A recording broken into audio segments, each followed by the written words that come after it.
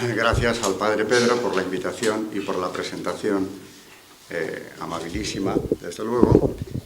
Y entro en materia porque ya llego un poco tarde, como me pasó la vez anterior, y hay bastante de lo que hablar. Por más que trate de condensar la materia, es un tema tan amplio y ha marcado de tal forma la historia de Europa, el pensamiento europeo, el pensamiento occidental de los últimos 3 siglos, que está lleno de aspectos. Por eso hace tiempo, como ya he impartido seminarios y he dado bastantes conferencias sobre el tema, comprendí enseguida que había que hacer siempre una síntesis, ir a lo esencial. A veces puede sonar incluso un poco duro, pero si no nos vamos a perder en aspectos de la masonería que no son tan vitales como otros, o que no la definen tan bien como los que yo quiero tocar hoy aquí. En primer lugar, yo he titulado esta conferencia Doctrina de la Iglesia y Masonería, o Masonería y Doctrina de la Iglesia, que es el título de un próximo libro que todavía no he empezado, pero que va a ser así. En primer lugar, porque nada va a ser más clarificador que hacer esa comparación, que está por hacerse, porque yo no he visto todavía ninguna publicación que haya dado ese enfoque a un libro sobre el tema, y porque además, con la doctrina en la mano, abres muchos más ojos a mucha gente que sobre la masonería tiene una idea bastante confusa. Lógicamente, porque ya se ha ocupado la secta durante siglos de crear esa confusión. Así que yo hoy, en esta conferencia aquí en San Martín de Tours, quiero abordar 3 aspectos. En primer lugar, como dice la conferencia en su título, la doctrina. ¿Qué es lo que han dicho los papas? ¿Cuál es el magisterio pontificio sobre la masonería a lo largo de los 3 siglos, en los que la Iglesia se ha venido pronunciando sobre el tema? Siempre con una continuidad clarísima y sin haber hecho la menor acepción en cuanto a logias, obediencias o ramas, porque eso lo quiero dejar claro antes de empezar. Las condenas de los papas no diferencian, porque otro de los motivos de confusión desde hace años, desde hace mucho, es este. Pero no hay una obediencia que es buena, hay una que está aceptada, pero la otra no. No hay ninguna obediencia que sea mejor. Bueno, hay algunas que son peores que otras, en cuanto a las finalidades que buscan o la orientación que tienen. Eso no lo voy a negar. Pero las condenas pontificias lo son para todas las obediencias masónicas. No hay acepción de ellas. Así que hablaré de doctrina, es decir, los pronunciamientos de los papas a lo largo del tiempo, que han sido muy claros, muy categóricos, a veces de una contundencia enorme. Ves cómo va cambiando el estilo con el tiempo. No es lo mismo la forma de hablar de un papa del siglo XIX que un papa del siglo XX, pero el mensaje es exactamente el mismo. Por otro lado, quiero hablar también de algún aspecto concreto, si me da tiempo, de la masonería, porque, como haré en mi libro, quiero relacionar episodios históricos que han servido como ilustración o van a servir como ilustración a los motivos de las condenas. Es decir, cuando un papa condena a la masonería con este argumento, explicar de dónde sale ese argumento, en qué suceso histórico, por ejemplo, se fundamenta, en qué creencia de la masonería se fundamenta. Y por último, quiero hablar de un tema que es capital, para mí es el gran tema de la masonería, en lo cual, por cierto, coincido con León XIII, que ya en Humanum Genus lo dice en la introducción. Estamos hablando de los 2 bandos, de las 2 ciudades de San Agustín, la de Cristo y la de Satanás. Y antes de empezar, lo digo ya, la masonería es el bando de Satanás. Esto puede sonar a lo mejor, como diría incluso algún eclesiástico, muy integrista, pero es así, no soy más integrista que León XIII. Y por otro lado, considero que incluso en las condenas pontificias, no en todas, pero a veces se echa de menos el que se destacara precisamente ese aspecto de adoración satánica que la masonería tiene y que ha ido introduciendo en Occidente hasta que llegamos a ver espectáculos como los que ya pueden verse públicamente, que dejan perpleja a la gente, sobre todo al no iniciado en esto, como ha sido, por ejemplo, si luego tengo tiempo lo comentaré, el que hace 2 años se autorizase una misa satánica en la Universidad de Harvard, suspendida tan solo a última hora por una movilización católica que se dio en Estados Unidos, sobre todo en la universidad, y no se produjo. Se celebró la misa satánica enfrente, pero por lo menos no dentro del campus, pero estaba autorizada. La presidenta de Harvard entendía que tenían derecho a celebrar una misa satánica en el campus de Harvard, la excelencia académica. Otro ejemplo de hasta qué punto ha cundido o se ha normalizado ese culto a Satanás es el que se le haya levantado un monumento frente al Capitolio de Oklahoma, como si se tratara de una divinidad más. Recientemente se inauguraba el túnel más grande de toda Europa, no sé si del mundo, 50 kilómetros de túnel en Suiza, con un espectáculo que era claramente un ritual satánico, presenciado por los grandes personajes de la política europea, lo que no quiere decir que estén de acuerdo más, menos o regular, pero estaban allí porque era un acontecimiento verdaderamente histórico, y esto hace tan solo unos años era impensable que se hubiera celebrado con semejante despliegue de satanismo. El satanismo está presente ahora mismo en Occidente con una fuerza, con una visibilidad como no había tenido nunca. ¿Y se puede acusar de esto a la masonería? Pues en un porcentaje altísimo, sí. Sí, porque ella fue quien estableció hace ya mucho el dogma relativista, que pone bajo sospecha a todo el que profese su fe en la verdad, a todo el que se adhiera a la verdad. Y estoy tomando las palabras de Juan Pablo II en su encíclica Centésimos Annus. Quien se adhiera a la verdad y la defiende está bajo sospecha, dice el Papa, con otras palabras. Luego tengo la cita por aquí y la traeré. Ese dogma relativista es masónico. Pero es que además, de forma expresa, la adoración a Satanás me consta que es un hecho. Y tengo que decir, antes de desarrollarlo, que lo haré más tarde, que cuando empecé a leer la obra de los especialistas, me encontré con rituales de iniciación en algunos grados masónicos que contemplaban esa adoración satánica. Y la verdad me lo cuestionaba. Me costaba creer que eso pudiera seguirse practicando. Pensé que quizá fuera algo ya descartado, o no sé hasta qué punto utilizado en un pasado más o menos remoto. Hoy en día sé que se sigue practicando y es adoración expresa a Satanás. Por tanto, partiendo de aquí, he empezado por lo más fuerte de todo. El resto de argumentos que han utilizado las condenas pontificias me parecen leves comparado con esto, porque esto se da, y algún papa lo dice, luego lo recogeré. Pero no voy a entrar directamente en esto, voy a entrar primero en la doctrina, y antes de esto, como hilo conductor, quiero utilizar un documento que expresa mejor que otros la confusión que impera en torno al tema.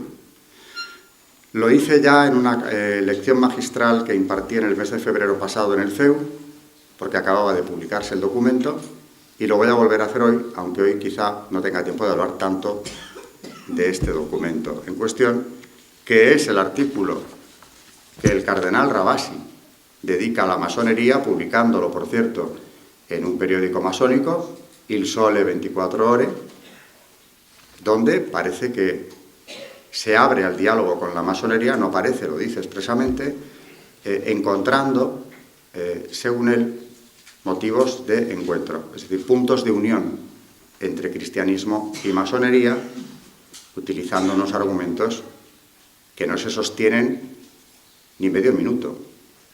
Y de eso sí quiero hablar también, porque que esto venga de un príncipe de la Iglesia Católica, presidente del Colegio Pontificio para la Cultura, es especialmente grave. Porque además lo que él dice aquí a mí me indica que está faltando a la verdad. No puede no saber no puede no saber, como lo sé yo, ciertas cosas que parece ignorar, como cuando habla de abrirse al diálogo con la masonería, como cuando habla de valores comunes con la masonería, como cuando habla del hecho de que el primer reglamento masónico, las constituciones de Anderson, él encuentra que hay un punto de unión ahí también, porque dichas constituciones o dicho reglamento en su día fue escrito por un pastor presbiteriano, es decir, un clérigo cristiano. Sí, lo era. Anderson era un presbiteriano, un clérigo presbiteriano, pero un cardenal de la Iglesia Católica no puede invocar ese documento de ninguna de las maneras, porque es perverso de principio a fin. Las constituciones de Anderson son una amalgama de engaños, de deformaciones del Antiguo Testamento, gravísimas deformaciones, donde este clérigo presbiteriano, Anderson, en 1723, recién constituida la secta masónica, pues sostiene que la masonería procede de Adán, por ejemplo. Y en este embrollo sigue diciendo que Noé y sus hijos eran masones, el arte real de la masonería fue llevado a Egipto por Mizraim, segundo hijo de Cam. Moisés para él también se convirtió en el maestro general masón, inspirado para su repentino conocimiento de la masonería por los conocimientos de Egipto, del antiguo Egipto. Y aquí las constituciones de Anderson introducen un elemento perverso, porque aquí nos está hablando de la más malvada de todas las herejías que se han dado nunca, la gnosis. La herejía gnóstica, la pretensión de que hay unos conocimientos ocultos que se han reservado a un grupo de iniciados. En el judaísmo es la cábala, en el cristianismo es la masonería, no la primera que sostiene la herejía gnóstica, pero la que la sigue manteniendo a día de hoy. Un conocimiento oculto secreto transmitido de forma también oculta, que no se eleva, bueno, eleva a quien la puede llegar a conocer a una superioridad que ya le permite redimirse por sí mismo. Todos los que han creado gnosis, desde el siglo II hasta hoy, saben que estaban mintiendo. Los Rosacruz, los gnósticos del siglo I, del siglo II, toda gnosis es mentirosa.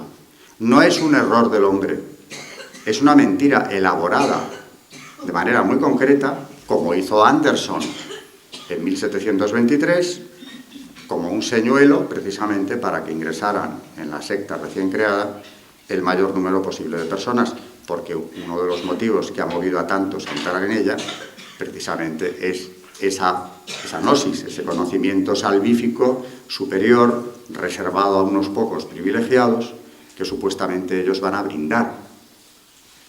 No puede un cardenal invocar la gnosis que se contiene en este documento como algo que nos una con la masonería. Lo de menos ya es que el clérigo en cuestión fuera presbiteriano o lo que fuese. De nada me sirve que fuera cristiano, que hasta qué punto lo sería Anderson, porque al final la masonería no es ni cristiana. Por más que digan y por más que relativicen, en sus últimas consecuencias, en sus últimos objetivos, no es solo anticatólica, que lo es con preferencia, es anticristiana. Si el autor, además de eso, lo que ha hecho es una manipulación tan terrible del Antiguo Testamento, lo mejor que podría hacer un clérigo católico es olvidarse de las constituciones de Anderson, si es que no habla de ellas para condenarlas y denunciar lo que estoy haciendo yo aquí. No puede decir este señor que eso nos une a la masonería, por la autoría del documento. También considera que nos une el deísmo. La creencia en ese Dios difuso de la masonería, el gran arquitecto del universo,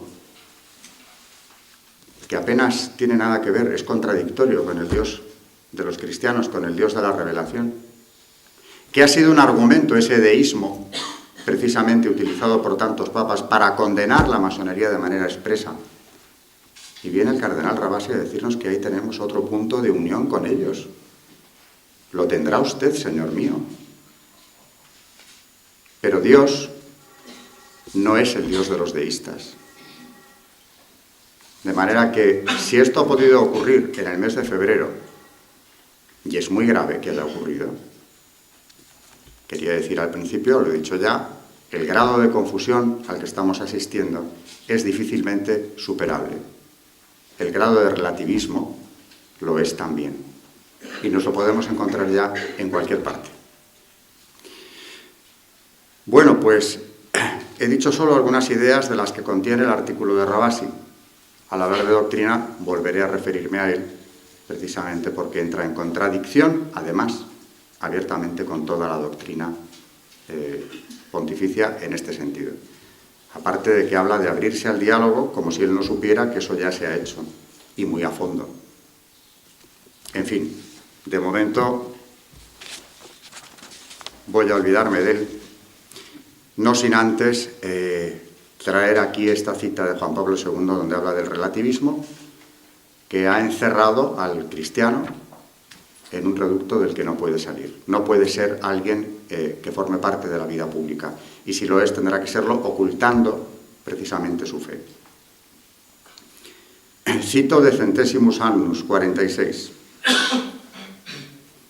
Hoy se tiende a afirmar que el agnosticismo y el relativismo escéptico son la filosofía y la actitud fundamental correspondientes a las formas políticas democráticas, y que cuantos están convencidos de conocer la verdad y se adhieren a ella con firmeza, no son fiables desde el punto de vista democrático, al no aceptar que la verdad sea determinada por la mayoría o que sea variable según los diversos equilibrios políticos.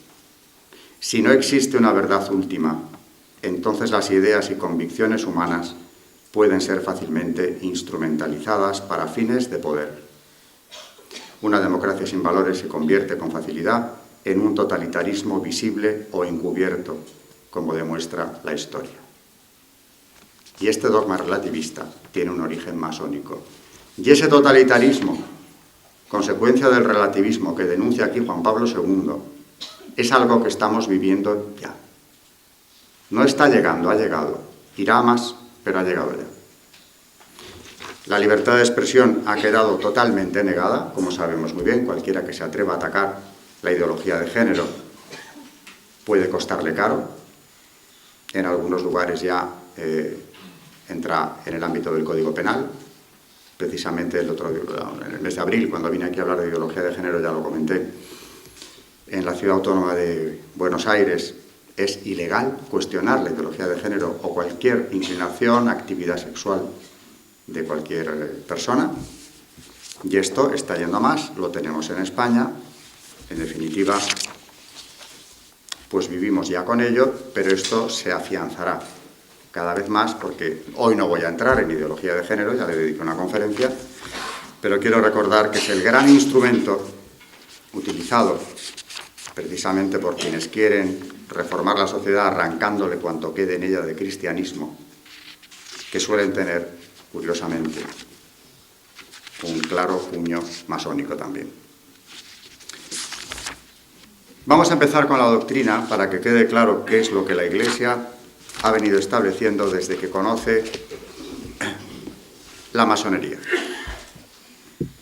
Y la conoce pronto, porque se funda, por más que ellos quieran remontarse a Noé, como hacía el presbiteriano Anderson, por más que otros hablen de esas fraternidades medievales, de constructores de catedrales, mentira.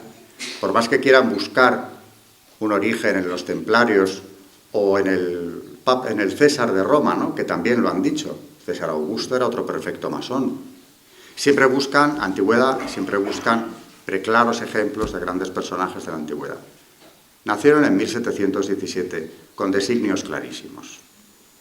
Desde luego, cerrarle el paso a la vuelta de los católicos a una Inglaterra que acababa de ponerlos en el exilio. Me refiero al último rey Estuardo, las primeras logias realmente se dedicaban a eso, crear grupos que impidieran la vuelta del catolicismo antes o después a Inglaterra, coincidiendo además precisamente la fundación de la masonería con la llegada de una dinastía que está en Inglaterra todavía por protestante y que va a amparar a la masonería siempre, los Hannover.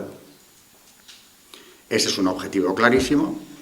El de crear una quinta columna también en el continente que sirviera a los intereses ingleses es otro de sus objetivos y lo ha cumplido contundentemente, en detrimento de los intereses nacionales de los demás países, muy concretamente de España. Es de 1717, digan lo que digan, y no pueden remontarlo más allá. Y tiene una finalidad bien práctica y poco confesable. En 1738, es decir, han pasado pocos años, ya aparece la primera condena pontificia. Es Clemente XII quien, en una bula llamada In Eminente, condena por primera vez una secta recién creada con algunos argumentos. Voy a ir deprisa extractando solo alguna idea, claro. Hemos llegado a saber, dice el Papa, aún por la fama pública que se esparce a lo lejos, haciendo nuevos progresos cada día, ciertas sociedades, asambleas, reuniones o conventículos llamados vulgarmente de francmasones o bajo otra denominación, se extienden. Pero como tal es la naturaleza del crimen, las palabras de los papas eran muy contundentes entonces. Tal es la naturaleza del crimen que se descubre a sí mismo, da gritos que lo manifiestan. Estos, los susodichos conventículos han dado origen a tan fundadas sospechas en el espíritu de los fieles que el alistarse en estas sociedades es para las personas honradas y prudentes contaminarse con el sello de la perversión y la maldad.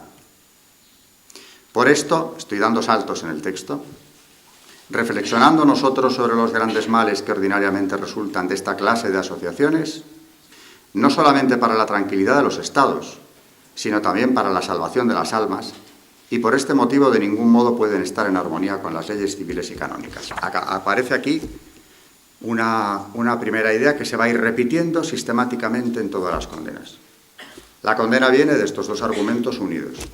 El peligro que representa la secta para los estados, para la seguridad de los estados y sobre todo para la salvación de las almas.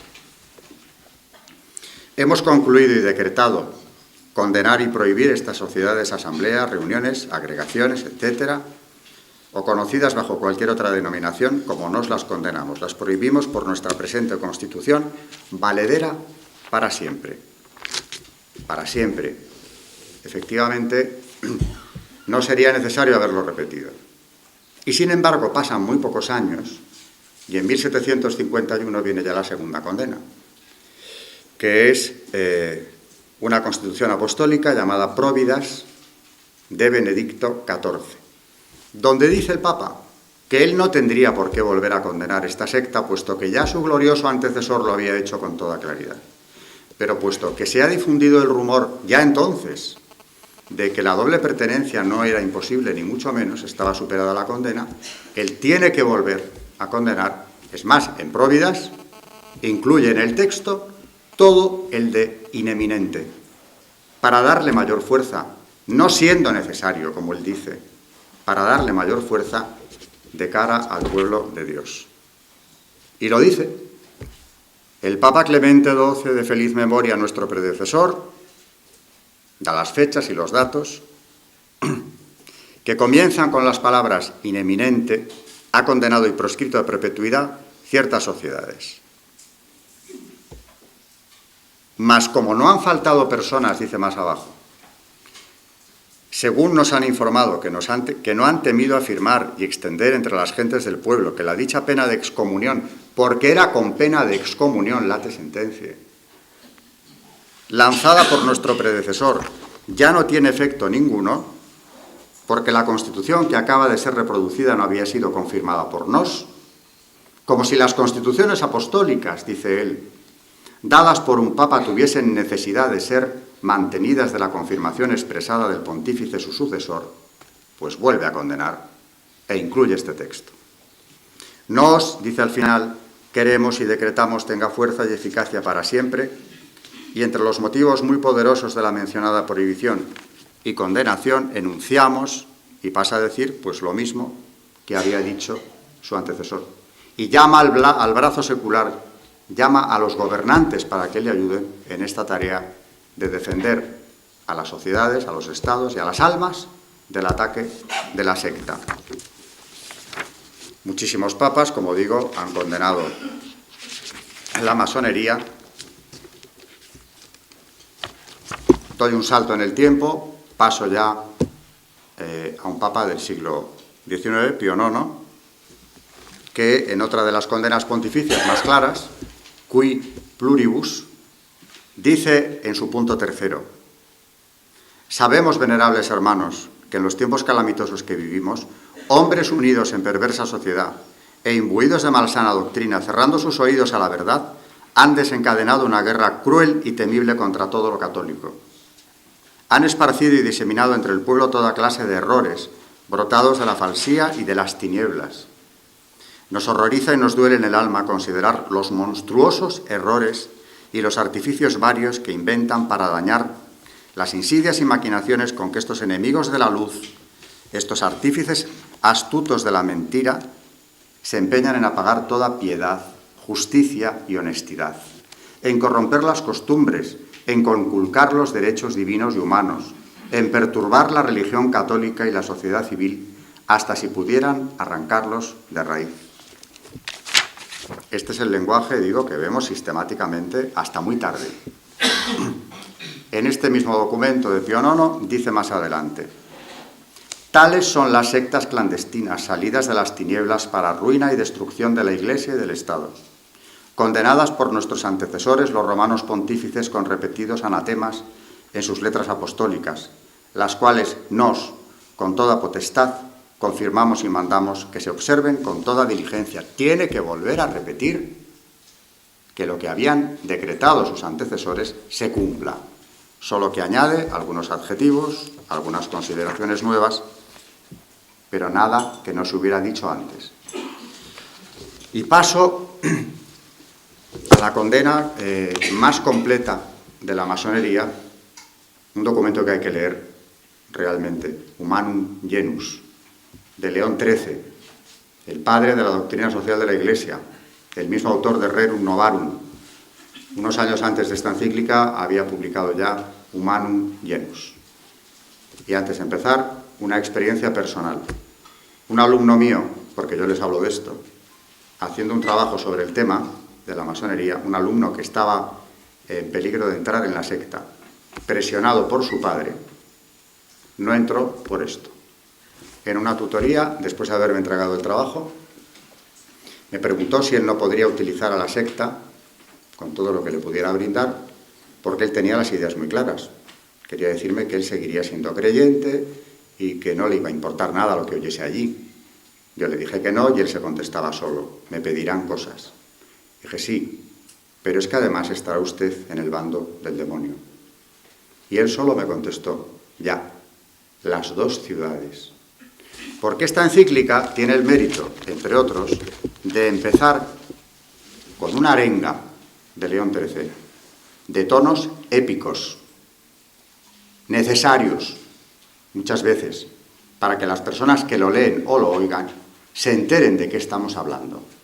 Y no es un tema menor. Humanum Genus empieza diciendo: el humano linaje, después de que por envidia del demonio se hubo, para su mayor desgracia, separado de Dios, creador y dador de los bienes celestiales, quedó dividido en dos bandos, diversos y adversos. Uno de ellos combate asiduamente por la verdad y la virtud, y el otro por todo cuanto es contrario a la virtud y a la verdad. Uno es el reino de Dios en la tierra, es decir, la verdadera Iglesia de Jesucristo, a la cual quien quisiera estar adherido de corazón y según conviene para la salvación, necesita servir a Dios y a su unigénito Hijo, con todo su entendimiento y toda su voluntad. El otro es el reino de Satanás, bajo cuyo imperio y potestad se encuentran todos los que, siguiendo los funestos ejemplos de su caudillo y nuestros primeros padres, rehúsan obedecer la ley divina y eterna. Y termina este párrafo diciendo, cita de San Agustín: dos amores edificaron dos ciudades. El amor a sí mismo, hasta el desprecio de Dios, edificó la ciudad terrena. El amor de Dios, hasta el desprecio de sí mismo, la celestial. Esto es lo que se le quedó grabado a este chico en la mente para siempre. A partir de aquí, pues, por supuesto, claro, es la más larga de todas. León XIII analiza con este mismo lenguaje, otra vez, las causas de las condenas, solo que entra en un plano más profundo y va explicando mejor que sus antecesores el porqué, o lo desarrolla más. Dice, por ejemplo, en el punto segundo, sin disimular ya sus intentos, con la mayor audacia, se revuelven contra la majestad de Dios. Maquinan abiertamente y en público la ruina de la Santa Iglesia.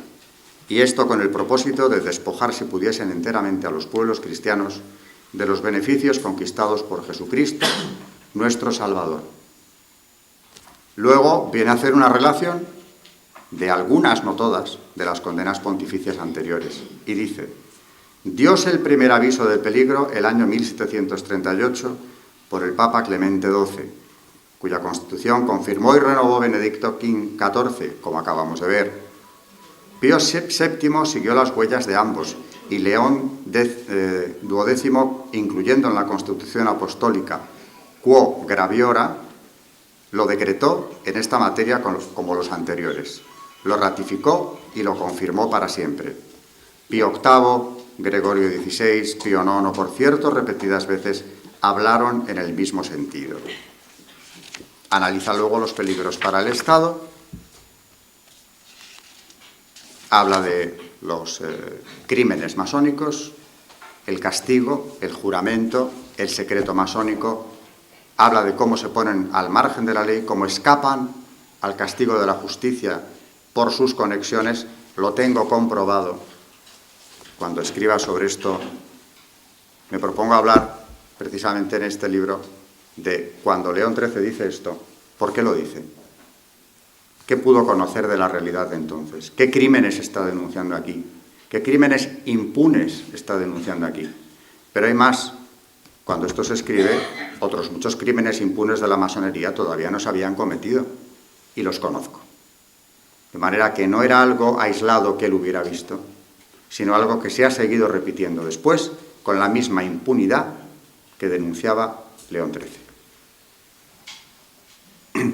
Dice, por ejemplo, en el punto 9, los frutos de la secta masónica son, además de dañosos, muy amargos, porque de los certísimos indicios antes mencionados resulta claro el último y principal de sus intentos, a saber, destruir hasta los fundamentos todo el orden religioso y civil establecido por el cristianismo, y levantar a su manera otro nuevo, con fundamentos y leyes sacadas de las entrañas del naturalismo. Destruir, esta idea es fundamental, y en ella me voy a centrar, hasta los fundamentos, todo el orden religioso y civil nacido del cristianismo. Esta es la idea para mí clave de esta encíclica. Luego concreta y habla de cómo, pues naturalmente, la masonería ha querido hacerse con el control de la enseñanza. Esta es una máxima, un objetivo permanente desde que existe. Habla de cómo han introducido el relativismo.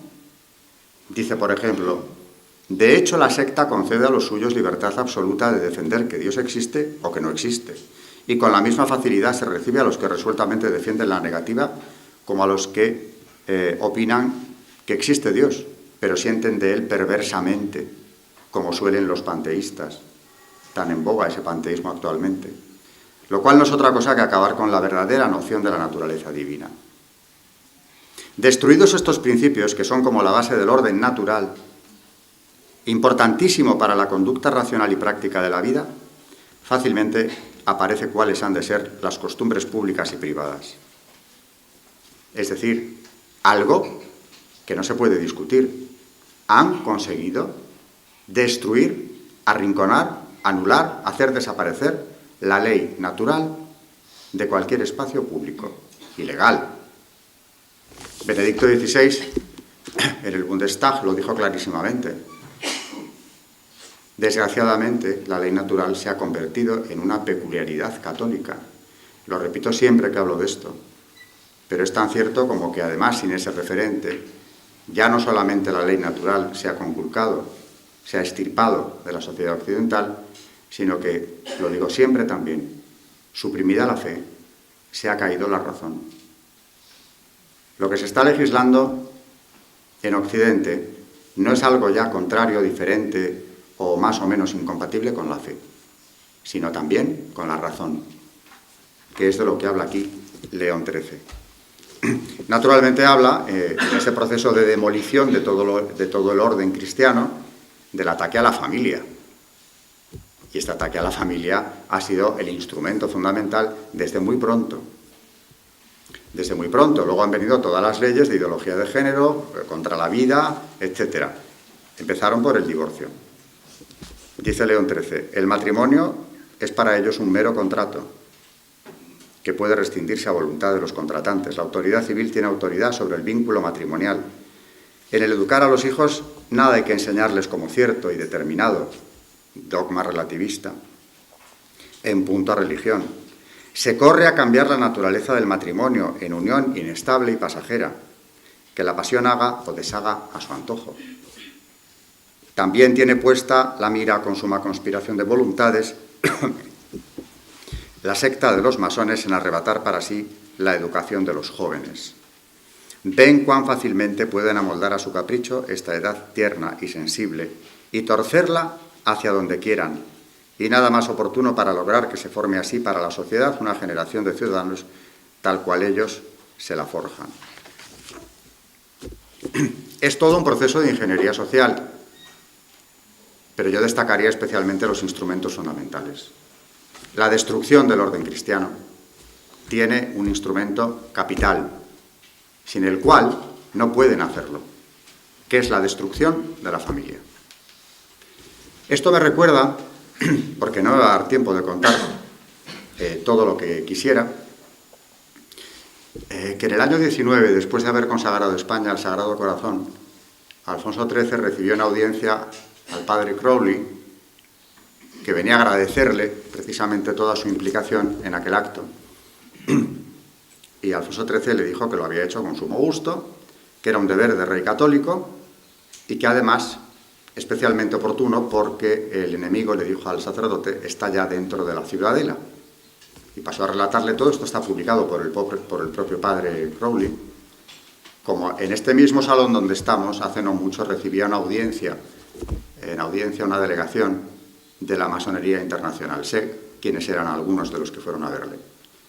Y le propusieron unas cuantas cosas, como eran su ingreso en la masonería, que le garantizaría el trono, porque le avisan, vendrán tiempos muy difíciles, pero la corona seguirá en pie si su majestad entra. También le dijeron que de no hacerlo se iría, por cierto.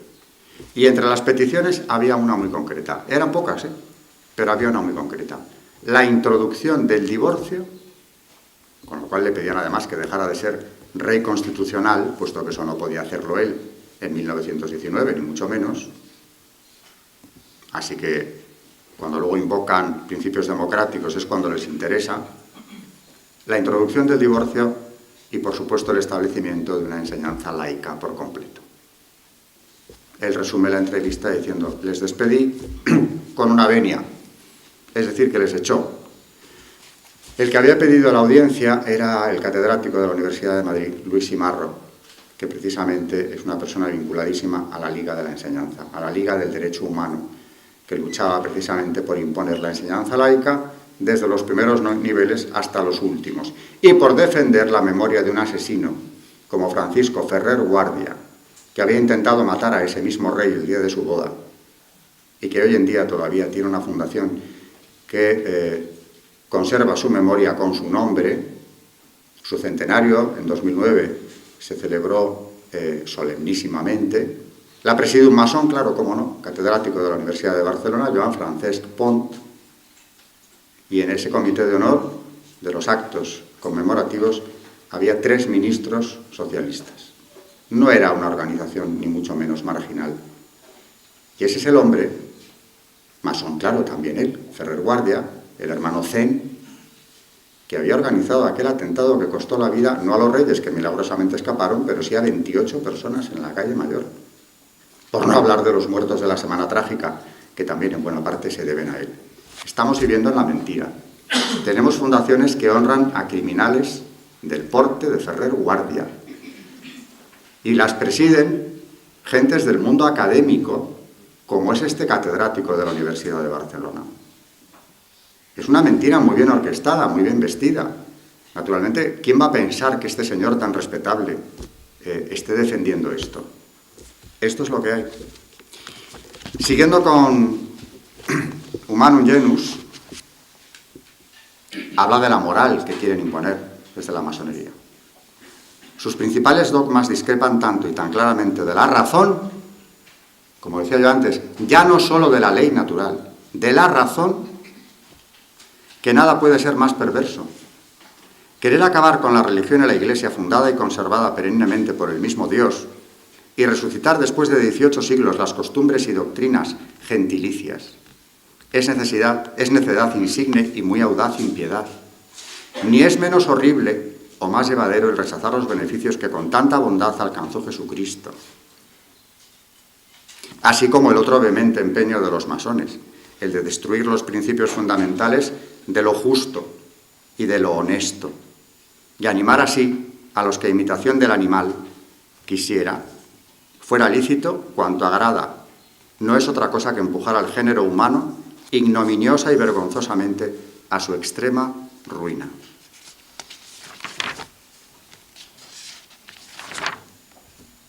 Es muy larga la encíclica y yo la termino con la última invocación, porque a mí de esta encíclica lo que más me llama la atención, lo que he visto causar mayores efectos, es la introducción que he leído y luego el final.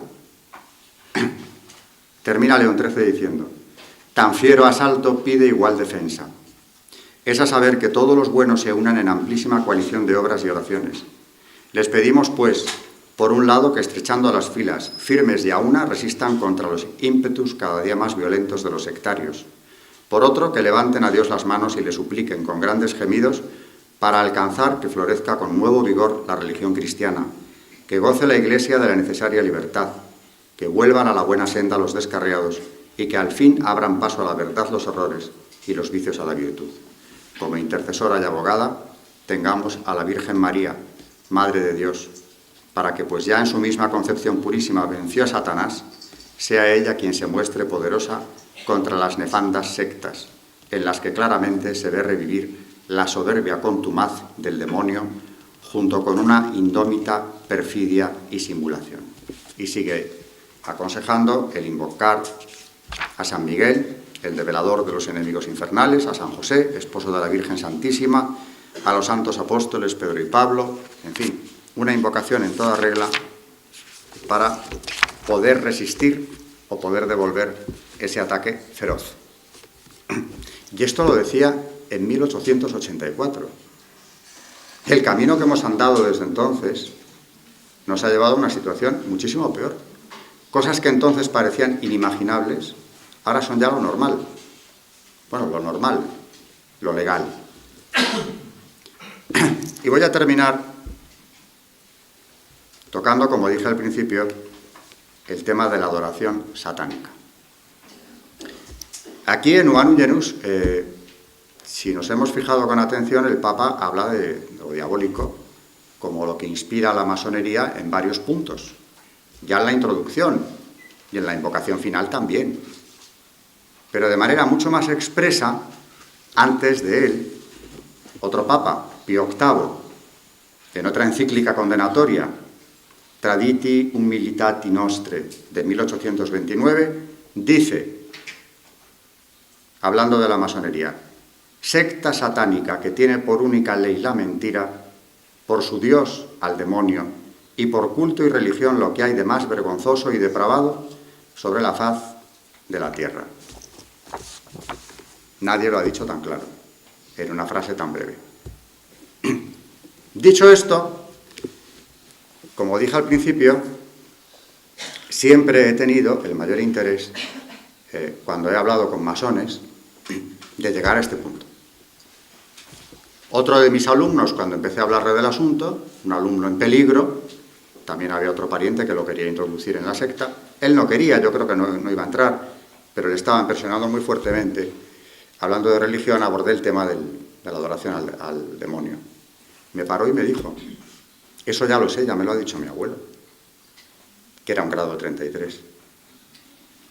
El demonio es aquel que en el paraíso le trajo al hombre el conocimiento. Y Dios los castigó a los dos. Me estaba contando este chico de labios de su abuelo, el Génesis al revés. Y pensé, pues un dato más. No se confunden los que hablan de satanismo en la masonería. Esto fue hace años. Luego, comenté aquí, en abril cuando estuve, que hace poco, hace un año, conocí a este masón francés arrepentido, que se convirtió tras un viaje a Lourdes. Hay dos casos parecidos. Maurice Queillet, que escribió su libro, el Yo fui masón, y luego Serge Abad Gallardo, con el que comí pues aproximadamente hace un año. Tiene un libro muy recomendable, muy fácil de leer, titulado ¿Por qué dejé de ser masón? En declaraciones muy recientes, este mismo personaje, Abad Gallardo, que perteneció al derecho humano, Gran Oriente de Francia, una obediencia más revolucionaria que las grandes logias, y llegó a ser en ella venerable maestro del grado 14. Estuvo 20 años dentro de la masonería. Dice lo siguiente, que tiene mucho que ver con las denuncias de los papas en sus condenas. Y habla del presente, no del 19 ni de hace 50 años. Principio de la cita. En Francia, desde 2012, una mayoría de ministros son masones. Habría que decir, y mucho antes también, pero bueno. Los grandes maestres del Gran Oriente, del derecho humano o de la Gran Logia, es decir, todas las obediencias, quieren cambiar la sociedad. Leyes como el aborto, la eutanasia o el matrimonio homosexual corresponden a las ideas masónicas de emancipación del individuo, que no tiene otros referentes que él mismo, sin otro límite moral que el que él se fije. Un gran maestre de la Gran Logia de Francia, Pierre Simon, hablaré de él, ha confesado que todas estas leyes contra la familia, contra la vida, estaban pensadas y maduradas en las logias, incluso antes de ser debatidas por los diputados. Se debaten en las logias antes de ir al Parlamento. Nos creemos que es una ley democrática. Está perfectamente definida antes de llegar al Parlamento. Lo dice él, que estuvo 20 años dentro. La masonería conspira contra toda forma de pensamiento que no sea el suyo y no siga sus objetivos. La moral procede del pacto social y no de la ley natural querida por Dios. Lo que decía Benedicto XVI, la ley natural se ha borrado. ¿Qué parte de responsabilidad le cabe a la masonería? Enorme. Sus misterios, aquí viene algo fuerte también, los de la masonería, se pierden a veces en las fronteras del espiritismo y de las misas negras, como recordaba en 2011 el padre Georges Morin, muerto en 2014, antiguo exorcista de la diócesis de París, que lo sabía muy bien.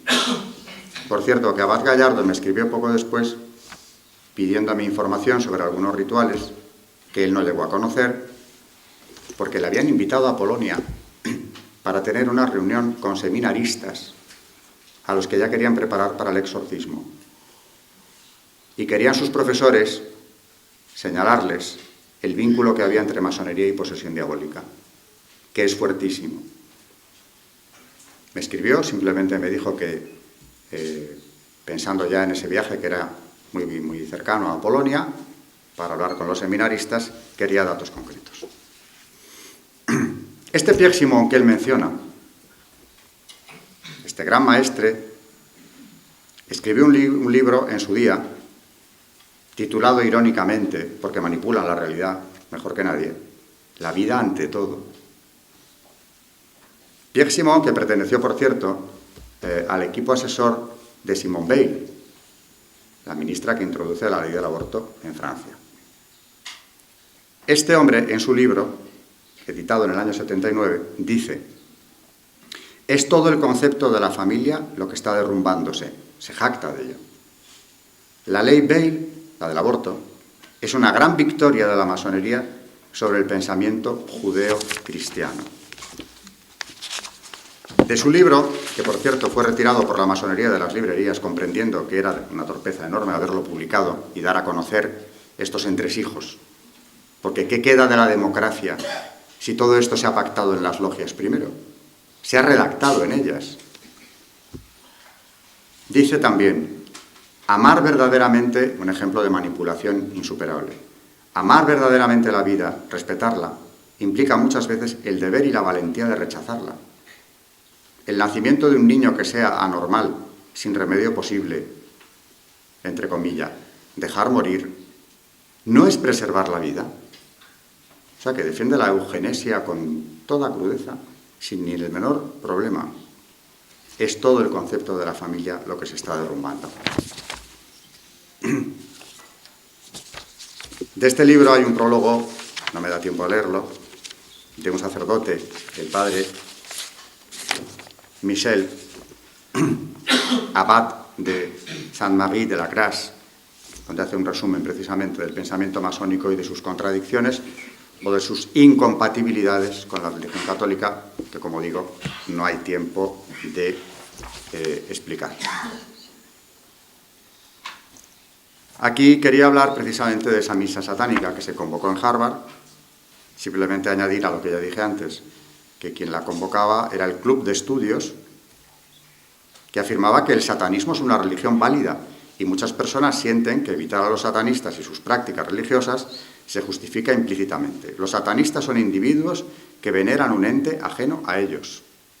Claro, la presidenta de Harvard dijo entonces: son creyentes.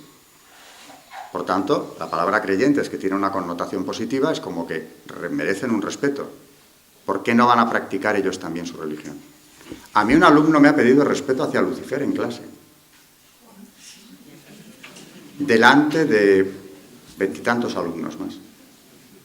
Haga usted el favor de respetar a Lucifer, aunque no sea más que por toda esa gente que le adora. Es decir, es el relativismo llegado al grado máximo. Son ellos mismos, el templo satánico, quienes promovieron precisamente ese monumento a Baphomet, que es la encarnación diabólica que veneran en las logias, frente al Capitolio de Oklahoma. El túnel en cuestión del que hablaba antes, el que se ha inaugurado con esa celebración satánica, es el Gotthard Base Tunnel. 57 kilómetros, un coste de 11.000 millones de euros. Han tardado 17 años. No lo voy a describir, es mejor verlo. Y es bastante fácil en Internet. ¿Qué hay de satanismo realmente en la masonería? Voy a acabar con esto ya, y me refiero a un ritual concreto.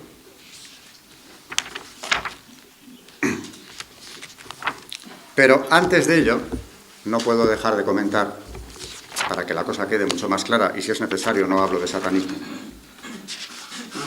Contestando a Monseñor Rabasi en eso del intento del diálogo, hay que decir que los obispos alemanes, precisamente ya en la segunda mitad de los 70, mantuvieron reuniones con las grandes logias tendentes a ver si ya era posible la doble pertenencia a caso de que hubiera habido un cambio sustancial dentro de la masonería.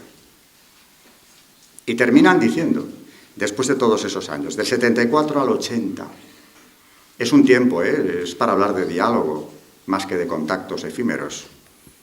La pertenencia a la masonería pone en duda los fundamentos de la existencia de Cristo. El examen minucioso de los rituales masónicos y de las afirmaciones fundamentales, como también la constatación objetiva de que hoy no ha sufrido ningún cambio la masonería, lleva a esta conclusión obvia. No es compatible la pertenencia a la Iglesia Católica y al mismo tiempo a la masonería. Monseñor Rabasi no sabe que estas reuniones tuvieron lugar y finalizaron en el 80 con esta declaración. ¿De verdad podemos creer que no lo sabe? Pero es que además, tras la publicación del Código de Derecho Canónico de 1983, Como no se menciona de manera expresa la masonería, cosa que han utilizado constantemente, resulta que aparece una declaración oficial, la Quasitum Est de la Sagrada Congregación para la Doctrina de la Fe, de 26 de noviembre de 1983, que es la última declaración oficial hasta la fecha.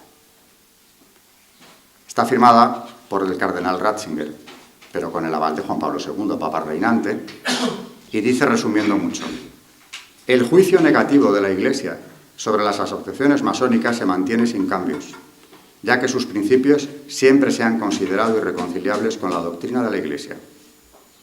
Y por lo tanto se continúa prohibiendo ser miembro de ellas. Los fieles que se inscriban en asociaciones masónicas están en pecado grave y no pueden recibir la Santa Comunión.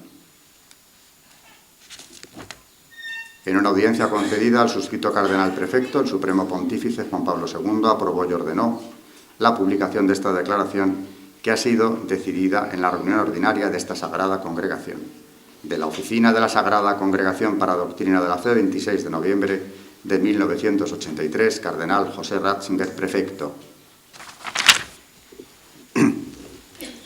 No satisfecho con esto, al año, el mismo cardenal Ratzinger publica un artículo muy largo, muy bien argumentado en el Observatorio Romano, titulado Reflexiones un año después de la Declaración de Doctrina de la Fe, incompatibilidad de la fe cristiana y la masonería. Cita a León XIII, invoca un Manum Genus y otros documentos también del mismo Papa, y dice, el lenguaje ya es mucho más moderado, ¿no? Pero es igual de claro. Para un cristiano católico no es posible vivir su relación con Dios en una doble modalidad, es decir, separándola en una forma humanitaria supraconfesional y en una forma interna cristiana. No pueden cultivar relaciones de dos especies con Dios, ni expresar sus vinculaciones con el Creador a través de formas simbólicas de doble especie. Esa actitud sería algo completamente diverso de aquella colaboración que para él es obvia, con todos los que están empeñados en el cumplimiento del bien, aunque provengan de principios diversos. Por tanto, un cristiano católico no puede al mismo tiempo participar en la plena comunión de una fraternidad cristiana y a la vez mirar a sus hermanos cristianos a partir de la perspectiva masónica como profanos. Y termina el artículo. Desde el momento en que la congregación vio la posibilidad de que se difundiera entre los fieles la equivocada opinión según la cual la adhesión a una logia masónica era lícita, la congregación ha considerado su deber el dar a conocer el pensamiento auténtico de la Iglesia para poner en guardia a los católicos en las incidencias de una adscripción incompatible con la fe.